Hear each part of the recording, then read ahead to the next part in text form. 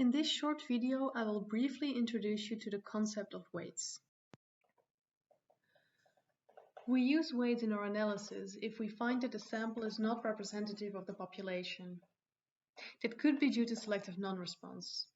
If our survey is done during a moment of the day that more women are present compared to men, we may end up with a sample in which women are overrepresented. It can also be caused by our sampling strategy. Weights are usually fractions larger than 0 allocated to each sampling unit. Let's say that we performed a survey in Perukistan. The population of Perukistan consists for 50% of women and for 50% of men. But for some reason this is not reflected in our sample.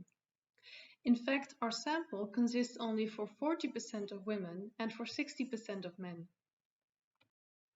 That means that we have undersampled women and that we have oversampled men. We need to give a bit more weight to the undersampled groups. In this case, we can easily compute this weight by dividing the proportion in the population by the proportion in the sample. This way, underrepresented groups get a weight larger than 1, and overrepresented groups get a weight below 1. Large, nationally representative surveys like the Demographic and Health Survey usually aim to provide regional level estimates.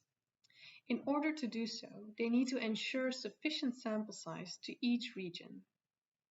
This may lead to disproportional sampling on the national level, with regions that are proportionally smaller in population being oversampled and regions with proportionally larger populations, such as regions with the capital or other important cities, being undersampled.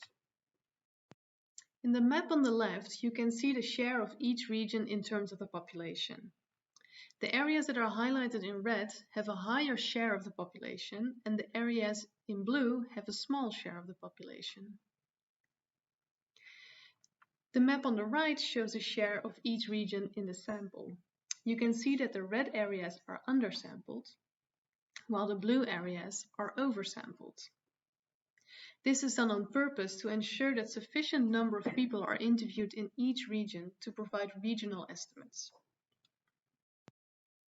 We can calculate weights for several characteristics, for example for gender and region and age. We then multiply these weights to compute one overall weight.